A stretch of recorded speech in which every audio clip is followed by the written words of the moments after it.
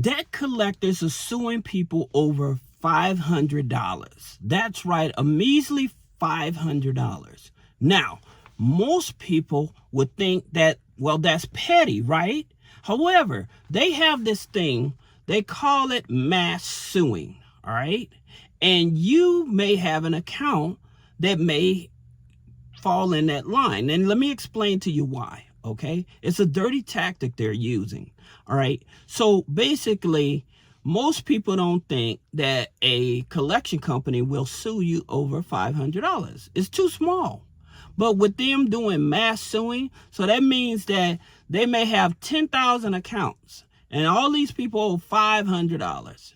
Well, more likely they're going to have a 80% success rate because most people will not respond to a $500 bill, right? Lawsuit. So then you're like, oh, they're not going to sue me over this. It's just $500. Nope. They're doing it in mass suing. And most people aren't even talking about this. All right. But this is something that can catch you off guard. But 5 things that you should be doing, 5 tactics that you should put into place. All right. And so I'm going to do the layman's term and then I'm going to go in detail. All right. Number 1 is finding out who actually owns the debt. All right. Number 2 is how old is the account. All right. And then number 3 is the amount correct? Number 4 is the time bar. And number 5 is, can you get a written settlement or deletion? All right. So those are the 5 questions that you need to. So the answer to these 5 questions is in 5 tactics, right? And so understanding, number 1, chain of title, the bill of sale of defense. All right. So basically what this is that you're going to ask them, okay, show me proof that this bill is mine, okay?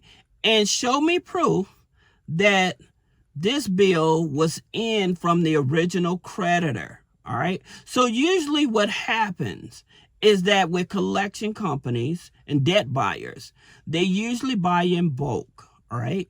And so when they buy in bulk, it's very challenging for them to just pick out, okay, this is your specific account, okay? Because there's very limited data, all right? And that's one of the things I always tell people. Whenever they have very limited data, they more likely can't show that the proof of burden is on them, right?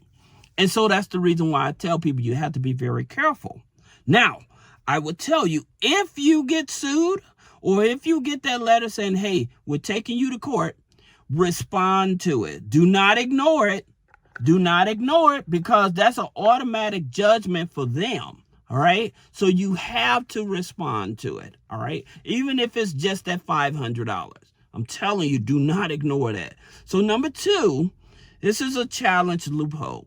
Okay. And so with the challenge and loophole, what it is collection agencies use the term account stated. So basically what that means is that they sent you out a bill, right? And you did not respond to that bill. Hey, you probably didn't respond because you moved, you could have been sick. It could have been a number of reasons why you didn't respond. You never actually received the bill, right? So it's called it's called stated account. Even though you didn't receive it, because you didn't respond to it, you automatically own that debt, all right? So that's something that you have to keep in mind. Now, how do you handle that, all right? So this is how you actually have to handle it. You have to ask for the written ink, okay? So written contract. People say, show me the written contract. Well, most of the time, when you apply for a credit card or a loan and stuff like that, there's no written account, right? So there's no written signature. However, all right, now this is something. They can use the time stamp of when you actually applied for that credit card. So they will use that time stamp of when that credit card went through and it was approved. Okay, so this is the time stamp, and this is actually how it can work in your favor, because most of the time they're not going to present that time stamped or that wet ink, they call it, on the account. All right, so that's number 2 tactic. Number 3, some of you all may have heard of the 777. Okay, and so that 777, basically, they contacted you 7 times within a 7-day time period. Okay, and it was after you used that 11 words. Okay, now what are those 11 words? So here's the 11 words. All right, basically the 11 words is cease and desist all communication with me except through legal communication. Okay, so that means do not text me, do not send me a letter. Okay, do not call my job. All right, unless it's through legal channels.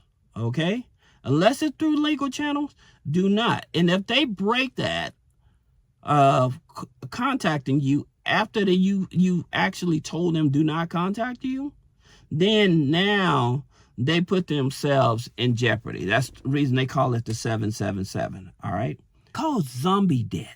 All right, so basically this is old debt.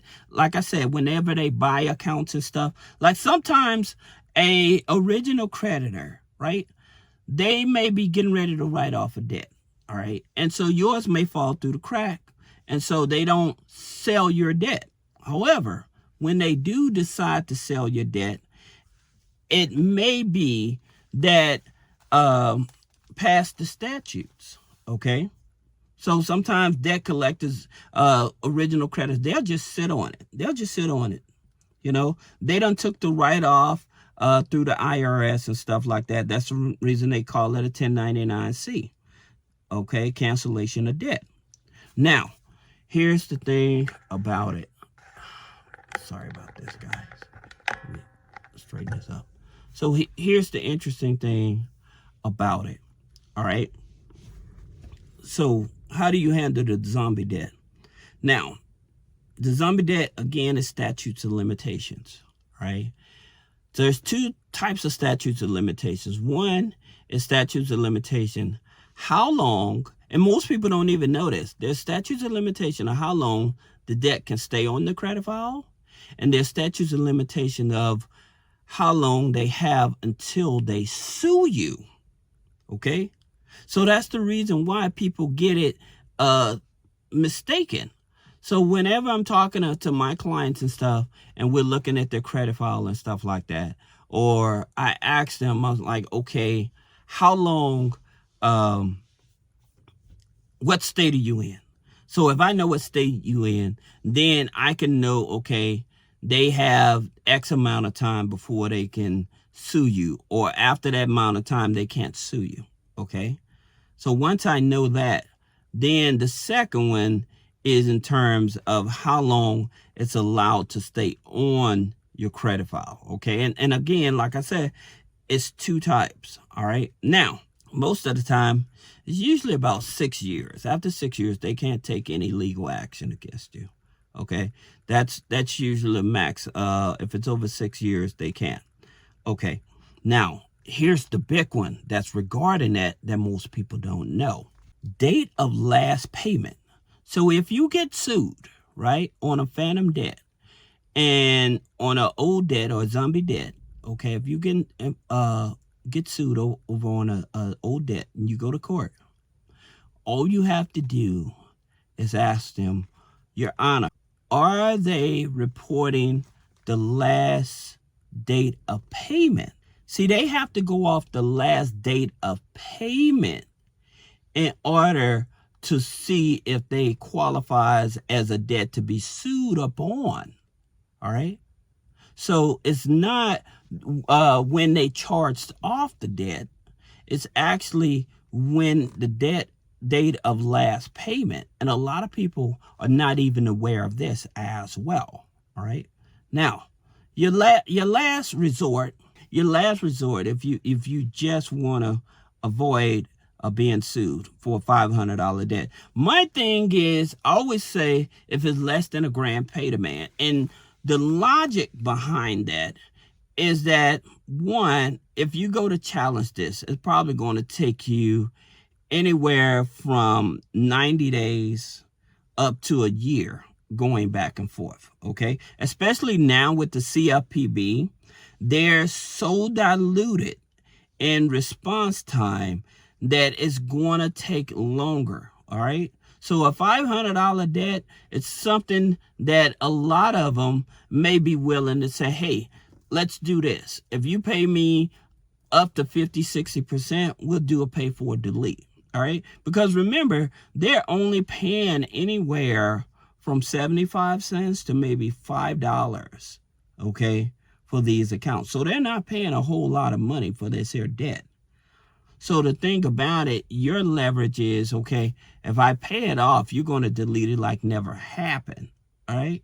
And which would be great, all right? Now, depends on the institution. Like a lot of people with Navy Federal, well, here's the thing about it with Navy Federal. Navy Federal had gotten into the real petty situation. It used to be like some credit card companies and stuff, they would, you know, after 3-4 years, they'll give you a second chance. Well, with Navy Federal, they go all the way up to 10 years, just like American Express. Sometimes American Express will do a ever, not a forever, just the word ever, right?